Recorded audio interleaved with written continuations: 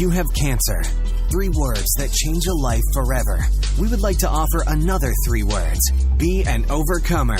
Welcome to the 1% Podcast, where our conversations with other cancer warriors, survivors, and caregivers allows us to give you that extra boost you need to face your challenge head on, live life from a new perspective, and forge a path that keeps you moving free and clear. Now, welcome your host and cancer survivor, Truett Taylor.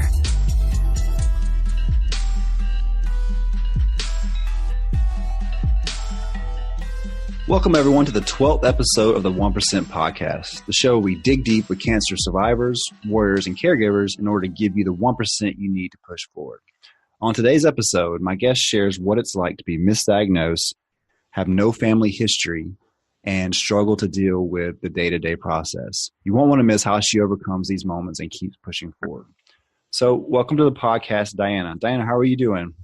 Hi, Trid. I'm doing great. How are you doing? Doing great. So Diana is from West Palm Beach, Florida, and she currently works in accounting. Diana also has a blog called danceaboutit.com. So Diana, we are excited to talk to you today. I know your story is going to impact so many listeners. Let's start off by telling everyone exactly why you feel like it's important for you to share your story. Thank you so much. I'm excited as well. I think it's very important to share my story because it doesn't matter what you're going through. We are all facing a daily battle. It can be cancer or an injury or a mental illness. It doesn't matter. We are all of us are going through hard times.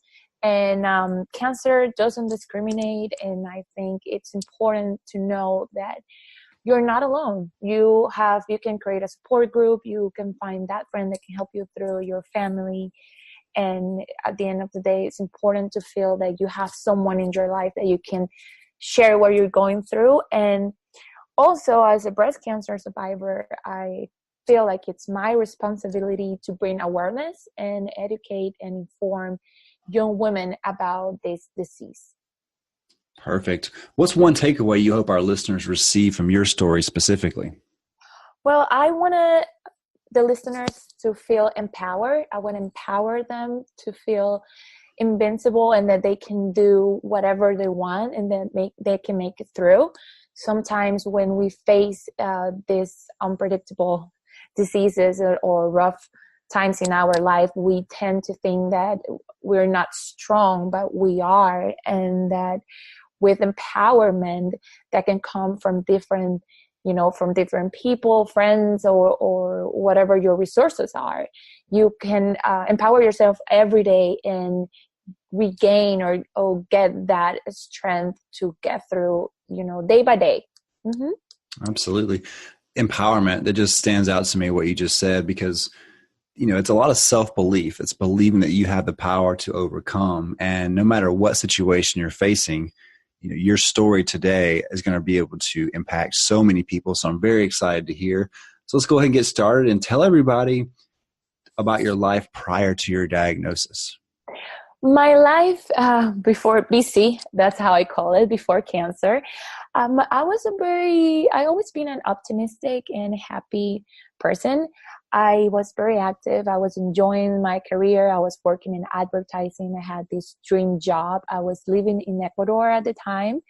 I am born and raised there. And I had a very active life. I was exercising. I was eating right, and a good social life, the beach and road trips, and what a normal 26-year-old girl was doing. So I was enjoying life. I always had this hunger for life. I was doing good. I was healthy until what I knew about, but everything was good, I can say. I had my family together and friends and a good job. All right. So life was pretty normal for someone your age. You had all these things planned ahead. Share with us the moments leading up to the day you got diagnosed. Like, what kind of changes were you noticing? Well, it was very interesting because I didn't feel tired. I didn't have a symptom that made me think, okay, let's look into this. What is this? Why am I feeling? Why do I have this? Why am I coughing? Or why am I tired? Or why I can't sleep? I didn't have any of that. I was feeling fairly healthy. But what caught my attention was that I felt a lump in my chest, in my breast. And I used to do every month, I did my self exam. I was barely aware about the changes in my chest and in my breast. So I found this lump and I was okay, but I never thought it could be something wrong.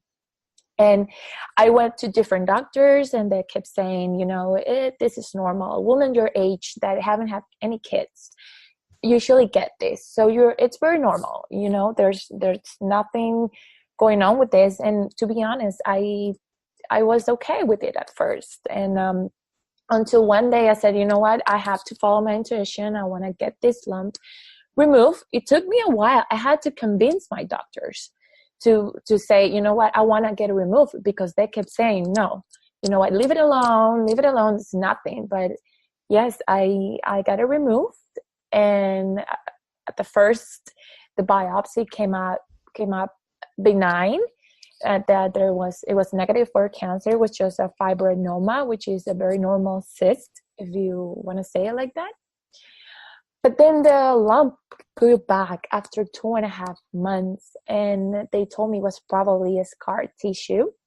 But then again, I decided to get it removed, and I had it removed, and after 5 days, it came out positive for breast cancer. Wow.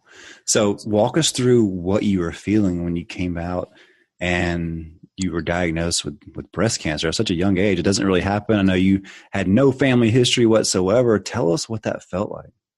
Well, it was very confusing and scary. Thank God I have wonderful parents that they were the ones that broke the news to me, actually. That day, October 19th of 2012, coincidentally, it was Breast Cancer Awareness Day. I was working all day and I didn't have time to go and pick up my biopsy report. So my dad went and he got it from me, and he was the one that read the biopsy report, the first one to read it. And I called him all day. I'm like, Dad, do you have the report already? He said, yeah, it's fine. It's okay. We'll talk when you get home. And I got home from work and I found my parents sitting in the living room together, and I walked in and I said, okay, what's going on, and they said, you have a little problem, and they found a lump and it's cancer. But what's interesting, the way they broke the news to me and how they spoke to me, it made me feel calm. It made me feel very secure that nothing was going wrong with me, because they already, between the time they pick up the report until they spoke with me, they already made the research. They went ahead and called doctors, and they called to a therapist to find out how they could tell me this bad news.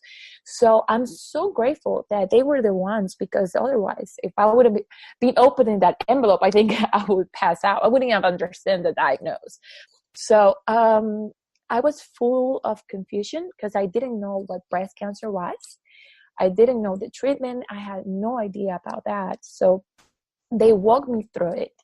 And I can't tell you I felt sad or I felt anger or upset. Like, why me? I just felt confused and very scared. Because when you're like ignorant about something or you don't know about something, you kind of feel scared because you don't know what's coming up on your way.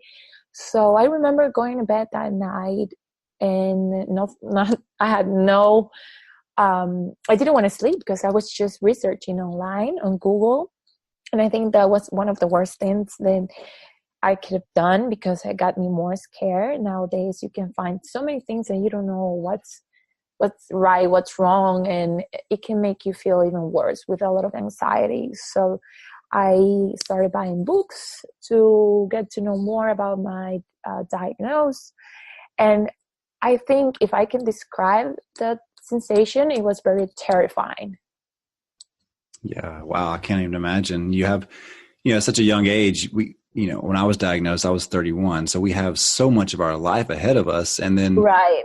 You're diagnosed with something that you don't really know much about because no one in your family has it. There's no warning or anything along those lines. But then all of a sudden you get this, you start doing all this research, you find out. I think for me, and it's probably like most things on the internet, you always hear like the worst stuff first. So it's like when I was Googling all the things that I was going through as well, you always hear about how many people Right. pass away and all these things. Yeah. You're like, whoa, because most people in their late 20s and early 30s, we don't really have to think about death too much unless we've had things happen.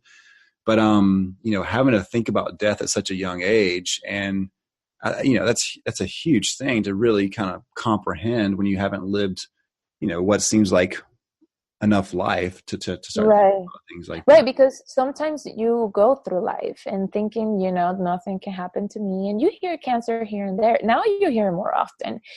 And I can tell you after all this time, like I've met so many people that's been going through this. But when they broke the news to me, I had this mental image in my head about all the movies that I'd seen of people with cancer, like, throwing up and doing chemo and being very miserable. And that came through my mind a lot. And most of the things that I found online were very scary. And I didn't really find that much information about, what, you can overcome this. If you're a young warrior, if you're a young survivor, you can do this and this. Now I find more support groups. But 6 years ago, it wasn't like that. It's more like, like people dying from it or having a hard time. And I know it's hard, but I didn't I found more bad stuff than good stuff. So walk us through your diagnosis. So what was your official diagnosis whenever you were first diagnosed? Well, they told me I had stage 2B mucinous carcinoma. And what's very interesting about the mucinous carcinoma is that mostly women above 50 years old get it. So they were very surprised that a 26-year-old girl was diagnosed with that. On the other side, it was also good news because it's not that aggressive. It's one of the less aggressive type of breast cancer. So I was very kind of excited for that, if you can say it. And my lymph nodes, they weren't affected. So that was the good news as well. But I think it all came down because I act quickly and I did my self-exam. Because if I would have waited, probably things would have been worse. Yeah, absolutely. So what kind of treatment plan do they give you? And tell us a little bit about, once you started down that road of being treated for cancer. Okay, then even I remember the day that I was diagnosed. It was a Friday. The next day, Saturday, the doctor wanted to see me and my parents, and it was just so much information. And again, I'm so happy that I had my parents because they were like the ones dealing with everything. I sat down there and I was completely blocked because they start telling you, doctors deal with so many cases that sometimes it's not like a personalized service, like they say everything they have in their mind. And, sometimes as a patient, you can get your feelings hurt, he just started saying that I needed a mastectomy, which is basically when you remove your entire breast. And he said that I also needed chemo, and he started naming all these funny, medicines and stuff that I can even pronounce, and it was a lot of information. So me and my parents, we made a decision, and I back in the day, I had really good insurance, so I had the opportunity to come to Florida and get the treatment. So I started with getting all these exams, MRI, CAT scan, blood tests, and everything to make sure that I didn't have cancer somewhere else as well. And thank God, it came out just in my chest, in my breast. So it all started with a lumpectomy. I had a lumpectomy surgery, which is basically when they remove the affected lump. That biopsy came back positive, even if they removed the lump, but it still has some cancer in there. So after that, they said, you know what, Diana, you need to start with chemotherapy. And I went back home and I did all my chemotherapy sessions. I did 6 chemotherapy sessions, and on the 4th, I had my mastectomy on the right side. And then I kept going with the chemotherapy sessions. And after that, it was very hard. It was pretty hard because having surgeries while you're in chemotherapy, I never, before the diagnosis, I never felt sick or weak or tired. And now you the treatment made you feel like, very sleepy and very with nauseous, and you don't want to do anything. So you have to get sick to get better. And in total, I had almost 6 surgeries. After I had the lumpectomy, I had the mastectomy, I had reconstruction, and I decided also to have a preventative mastectomy on my left breast. Wow, that's a lot. Yes.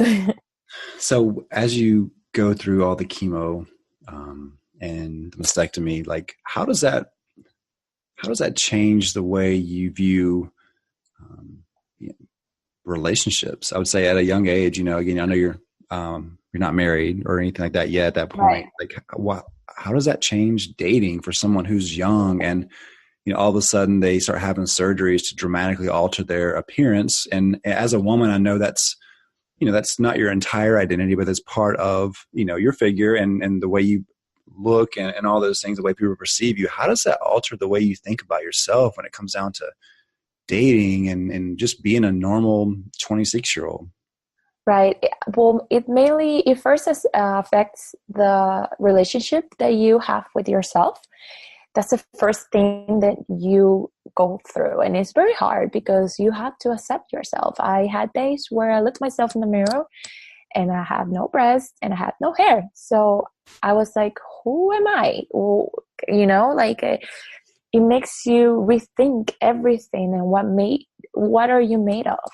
So it's hard to get that confidence. And if you don't have that security and that confidence, you can't go out there in the world, meeting people or maintaining relationship. I did have a phase where I didn't, a couple of weeks when I didn't want to go out because I have to put a wig on and I lost my eyebrows and I have to put makeup on. And I didn't really have to, but that made me feel, more like a woman or more prettier and more acceptable. But I think I started working towards the relationship with myself a little by little. I had to. There was no other way. And I kind of had, it was a long process. And after I had that, I wasn't dating. I didn't have any romantic relationship, if you want to say it like that, because I didn't think it was the moment. I wanted to enjoy it with my family and my friends. I had all the support in the world from them. I didn't have the chance to meet someone through the process, and I was okay with that. But afterwards, after you go through the chemotherapy and your hair is growing and you're dealing with the reconstruction and all the surgery, it's hard to open yourself up to a relationship with other people because you feel like maybe you don't fit in, or what if someone doesn't like your body? How is it like that? And you started questioning yourself.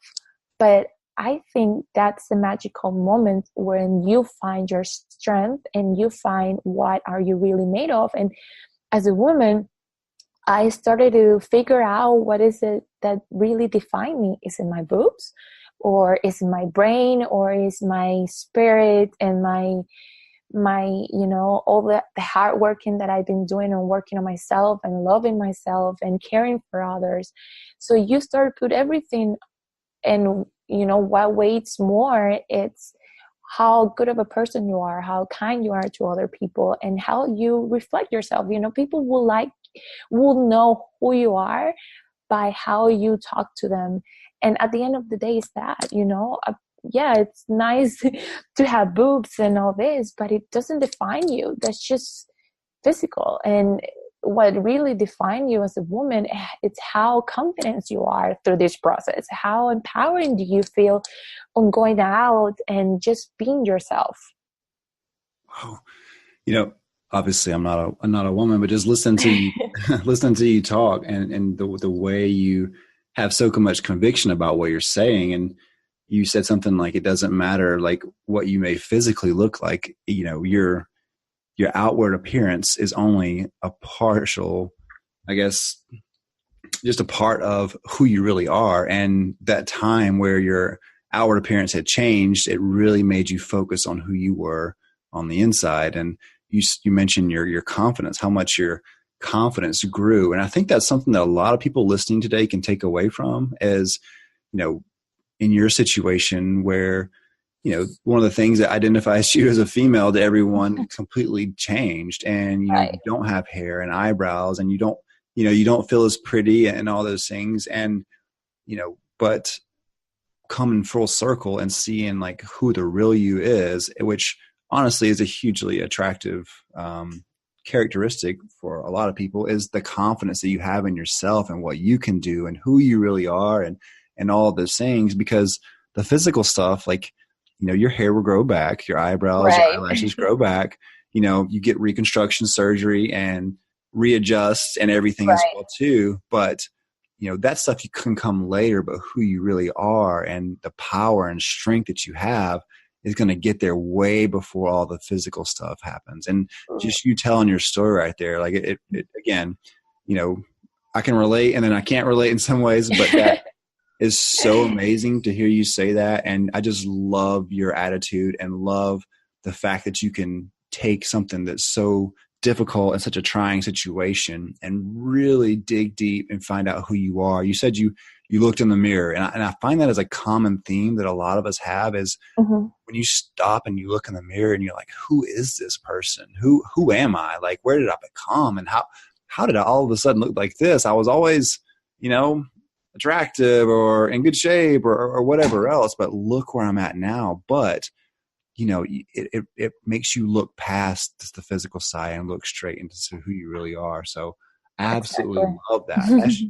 So as you were going through all this, you sound like you had a lot of family support. Tell us a little bit about maybe some of the advice that you've gotten or that, you had, whether it was good advice or bad advice as you were going through all of your treatments and just trying to get better.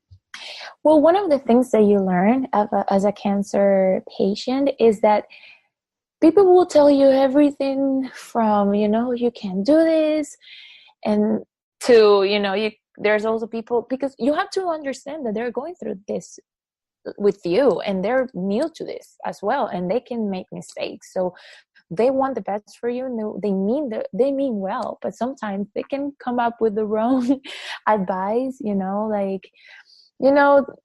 whatever it is. But I think that the most important thing is for the people to be there for you. I can't really remember, the perfect advice, because those, I had many people come to my house and visiting to me and wishing me well and everything. But what I do remember is the way they made me feel. Sometimes, and it's hard for them. We have to understand, that they want to give you support. But I think sometimes the best is not to just talk about cancer. As a cancer patient, you think already about cancer 24/7. So I think the best thing that happened to me is having my friends coming over to my house and not talking about cancer, talking about music, books, whatever, gossip and entertainment. And they will cook for me, and we will, do fun stuff. And sometimes it's not the words that you can say to someone. Sometimes it's just you being there and letting them know, letting them know that you can count with them.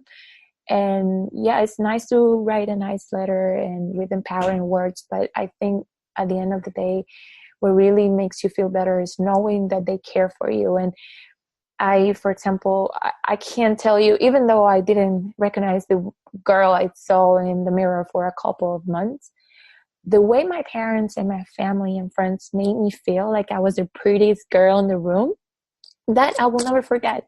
You can hear people saying, you're such a warrior and you'll make it through. But okay, those are words. But the way that they make you feel with just being there and just making you feel pretty, I think that's the type of, is the best thing that can happen to you when you go through something like this. And my dad, for example, he will always look at me, oh my God, you look so pretty without hair. And sometimes I'll be like, yeah, right, I look horrible. But he made me feel that. He transmitted that sensation and that vibe and that optimistic feeling that made me believe that. So I think it's important two things: to understand that they're not perfect and they're humans just like us, and that they're going to make mistakes too. And you will also have people that will probably get away from you because they don't know how to deal with the situation. And you have to understand that. I went through that with a couple of people that I consider my friends, but they weren't there for me, but not because they weren't good friends, but they were going through this process as well. It was hard for them. So I kind of forgave that. And I appreciate that. And I also appreciate the people that was, beside me and around me, just being there. I love it. Something you said kind of stood out to me, that everybody deals with this in a different way. Some people want to distance themselves away from you a little bit just because, I think just maybe subconsciously they think, well, what happens if she doesn't make it? And then, right. I'm close to her and it's going to be even harder and everything, which, that'll make some people upset, but that's a real emotion that people have when they care about you so much. And that's the way they express it and they show it, that, I want what's best for her, but I just can't allow myself to get any closer if something bad does happen to her, because that'll be even harder for me to get over, which again, it doesn't make you feel great as a friend because you have a friend who's not there when you need them the most. But, hindsight now, as you look back on it, I think you can kind of see that, maybe it wasn't intentional. It was just their way of dealing with it. And you'd like to think that they would, help you deal with it because you're the one that's actually sick. But in a lot of ways that some people just can't. And so it's kind of a blessing in a way, instead of them being in your life and trying to do things and causing problems or asking you questions they shouldn't ask you, that they just kind of step out for a second, because it allows the right people to step into your life. Definitely. For you to have the support, that you need. Definitely. Yes, totally. So during your journey, and I truly believe this in everyone's journey, you have a moment or you have a collection of moments where things just change because, you have, no matter, your attitude is great. You're empowered female going through cancer. You're fighting it head on, but that's not 100% of the time. Right. So we have those moments where, you feel awful, and those days where you just don't want to do it. And you wish it wasn't you, and you're complaining, maybe not outside, but inside. And, you don't want to go to work. You don't want to see your friends. You just want to be sick and miserable kind of thing. It's so we have those moments that we get really low, because what a lot of people don't realize is, the chemo gives you physical side effects, but it also gives you mental side effects as well too. Right. And just having to see yourself go through this process. And, for everyone listening today, imagine if you're sick for 6 months, that's a long time to be sick for, where you don't get to enjoy things as much. And, Diana, in your case and most people's cases, you didn't get to date, you didn't get to do all these fun things that you would do at that age. And so that starts taking a toll on you mentally a little bit. So I think we all have those moments where we get really low, but at those moments when things are at their worst, if you really are intentional and you look for it, something miraculous usually happens at those moments. And, I like to call them 1% moments, and some people call them like winks from God, where things will happen or certain people will come into your life at exactly the right time, or someone will call or text or say something that really gets you going, that changes the way your mind, if you're down this rabbit hole of thinking all these negative thoughts, that something will come in and scoop you up and really give you the energy to push forward out of that instead of being sucked into that. So why don't you tell our listeners today about maybe one of these moments or a collection of moments where you were maybe at your lowest, but then something happened to dramatically change the way you think to get you back on track? Yes, I had, like you said, a collection of moments, and I have lots of them. And the ones that I remember the most, well, when I was about to lose my hair, it happens after the second chemo, and I thought, maybe I'm lucky and I'm not going to lose it. And for me, the hair was a big thing because people can actually realize that you're sick and that you're going through cancer because it's so visible. So I remember that my hair was falling out, and I was at a party and, I was touching my hair like I always do. And then a lot of hair was in my hand, and I was about to break down. And my friends were like, okay, Diana, you have two options. Your hair is going to fall either way. and you can go home right now and cry, or you can stay here with us, enjoy the moment, and just deal with it tomorrow. And I did. I stayed for a couple hours and I went to bed. And the next day I was very, very in a low and blue moment.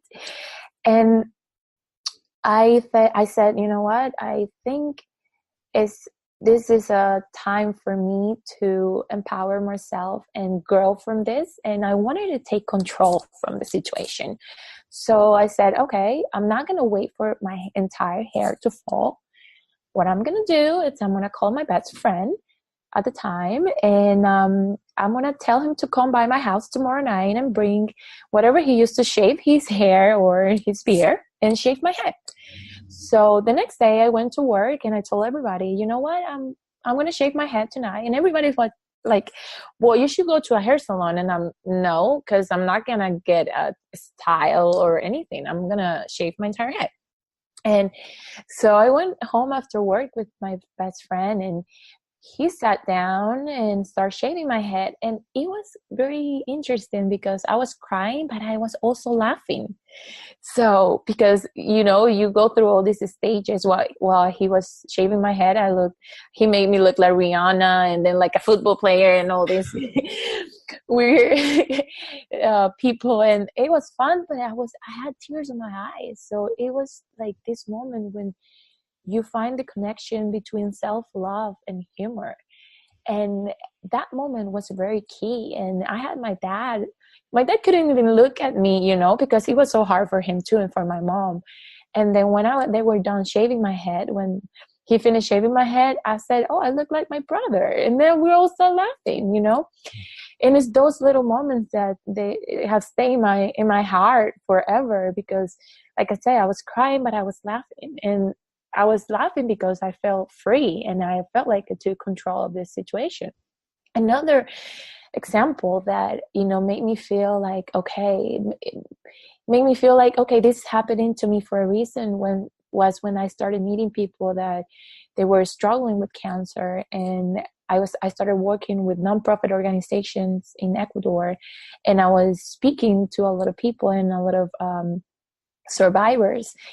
And I remember myself giving like a motivational speech. And after that, I felt like, okay, this is my calling, you know, this is what I have to do. And this is why I got sick. And, you know, I felt like it was all worth it. After all those nights that I went, you know, to bed crying, or those chemotherapy and the nausea feeling, or losing my hair, when I did those motivational speech and I was helping other people, I felt, okay, I'm the right person for this. This happened for a reason.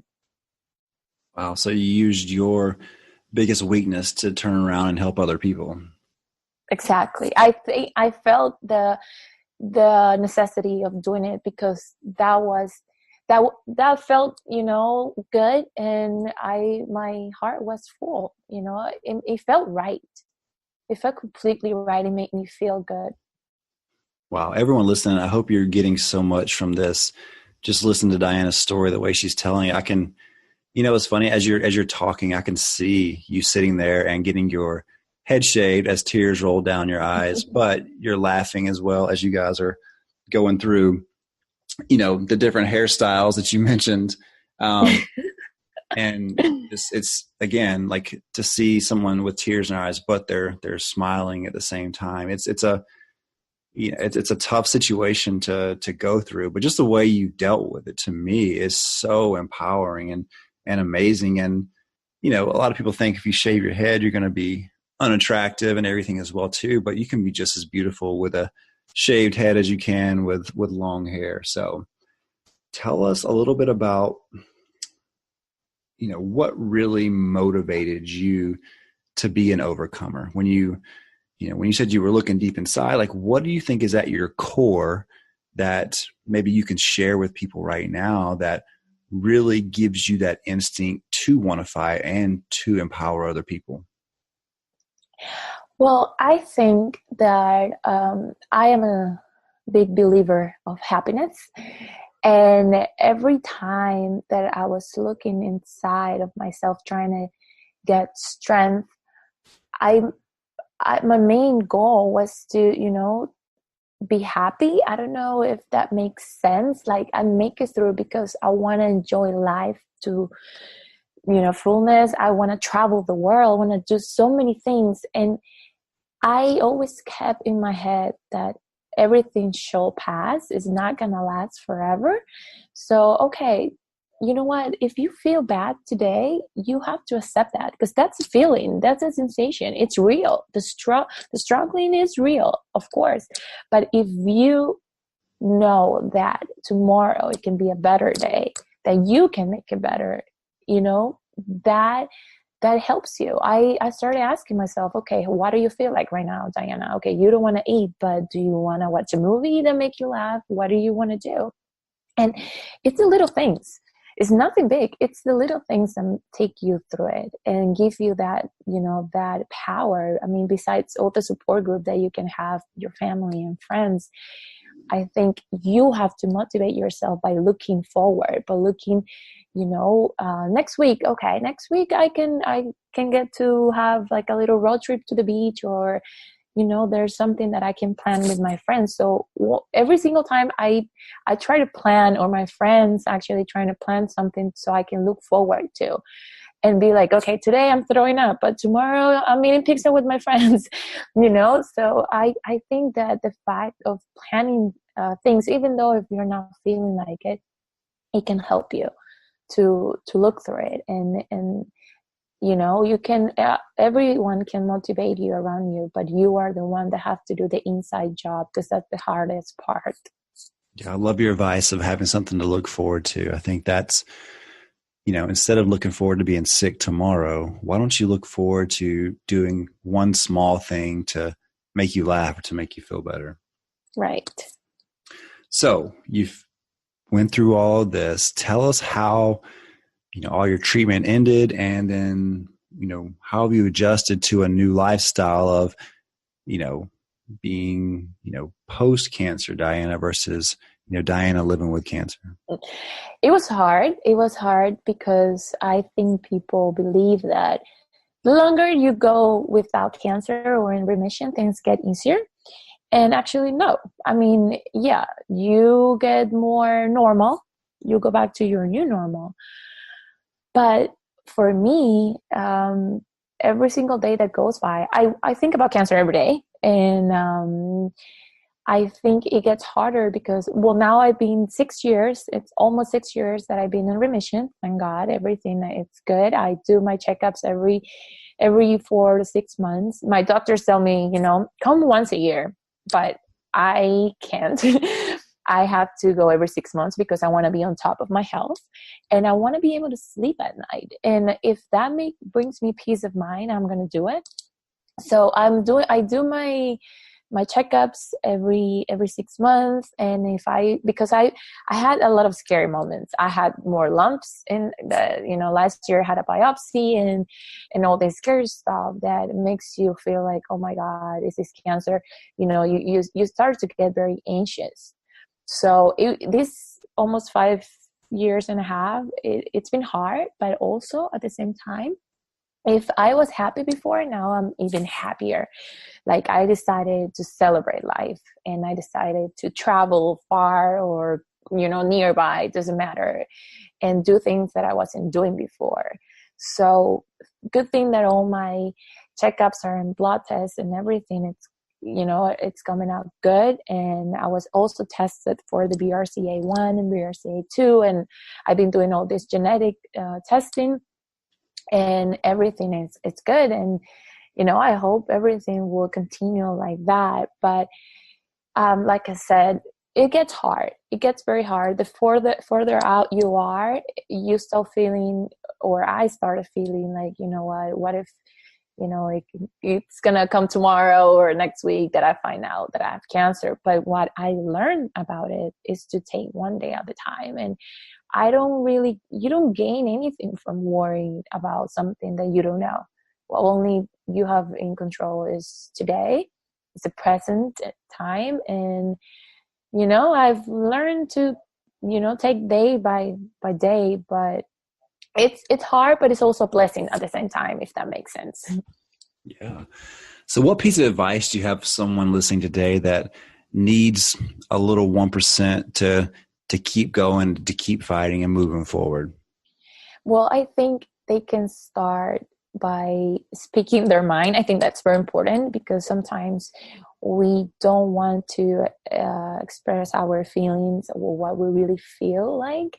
But I think that's very important to communicate what is it that you want. And because that will get the message across. That will let the people around you know how do you feel. And if you don't want to talk to anyone that day, don't. But you have to do what you feel like. And if you want to sleep all day, just do it. But you have to, don't be so hard on yourself. And that's something that I think I did several times. You know, I'd be like, oh, I'm feeling good, I'm feeling great. But then I regret it.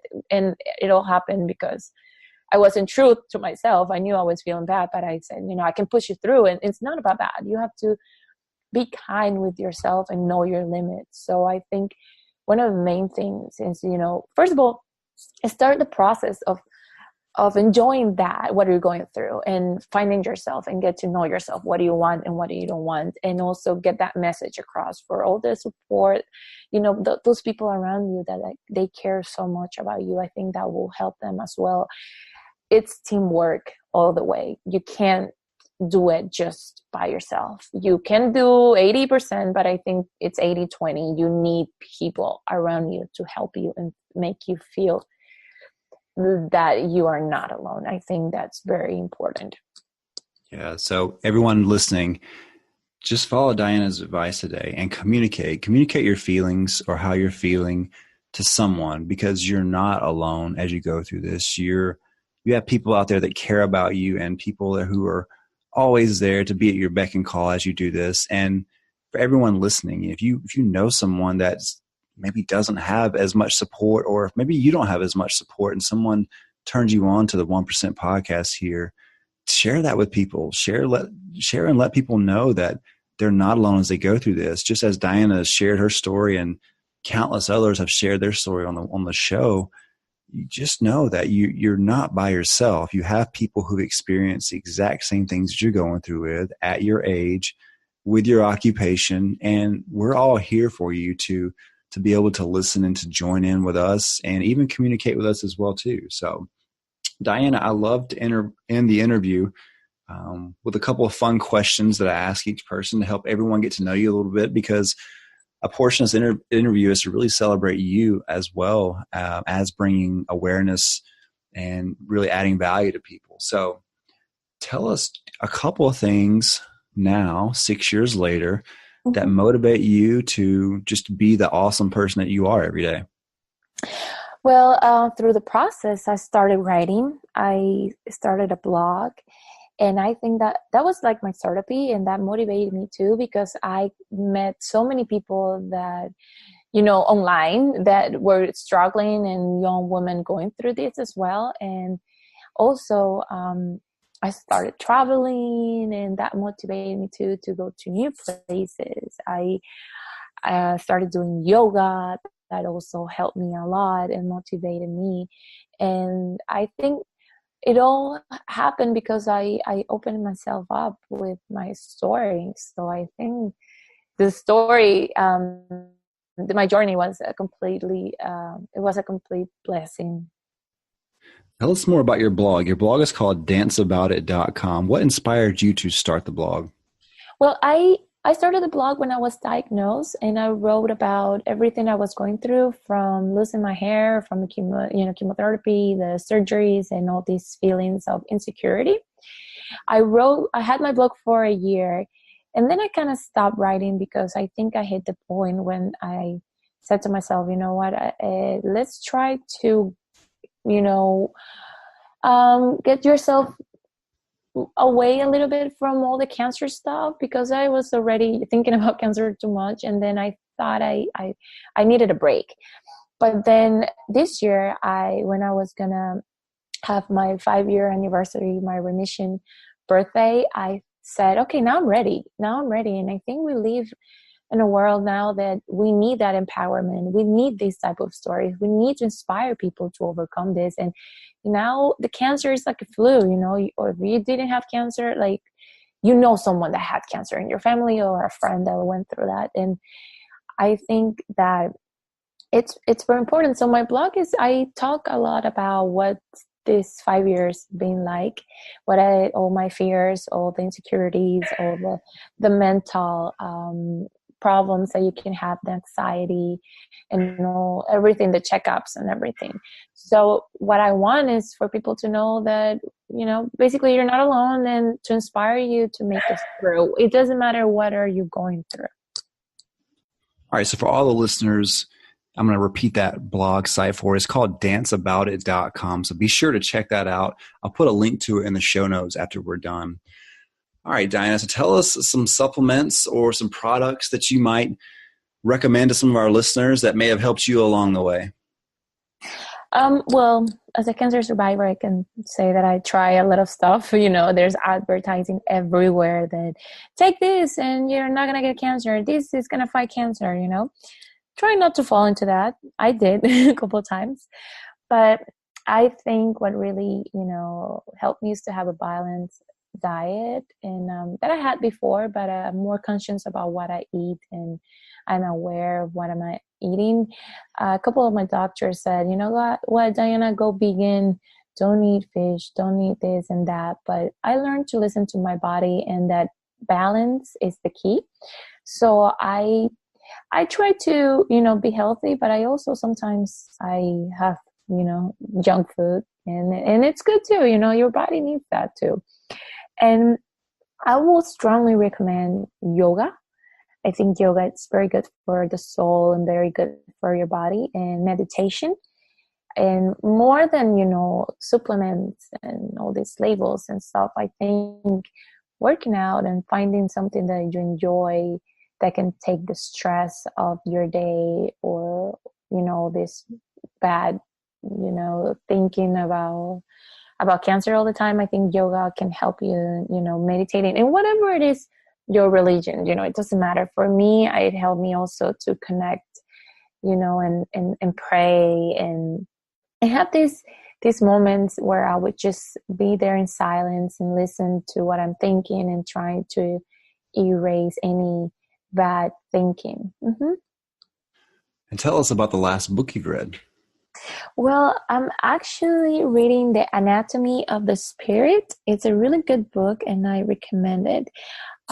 It's basically how everything that your body is going through, any symptoms, physical symptoms that you have, they come from an internal, they have an internal cause. So that if I had cancer, it probably, there's something more to it that the cancer itself that you have to fix, that you have to take care of. There's something that's missing in your spirit, if you want to say it like that, it makes you, look deeper into what are your feelings and your emotions, and how powerful are your emotions. And, most of the diseases are caused by all the emotions that we have, the stress and, anger and sadness and depression and anxiety. All right. So since you're from Ecuador, I want you to give us your favorite recipe or food that we need to try. Oh my God, there's so many good things. But I love what we call ceviche, which is made of shrimp or fish. And it has a lot of lime and flavor. And I can tell you, I can eat ceviche almost every day. It's very, I'm from the coast, from Guayaquil, and it's one of the most typical foods from there. And I think it's my favorite, actually. I don't have a time to eat ceviche. You can eat it in the morning, as a lunch, or even dinner. And finally, last question. What are 3 items that you have on your bucket or life list that you want to accomplish moving forward? Oh my God, I have so many.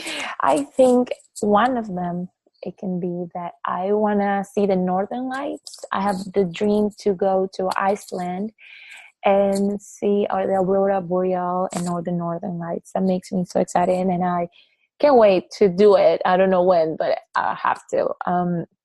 Also, I want to be like I said before, a motivational speaker, and I would love to be in the TED Talks.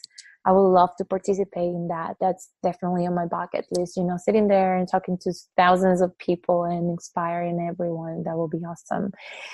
And also, I would like to do skydiving. I hope my parents are not listening to this, but yes, I would love to do skydiving.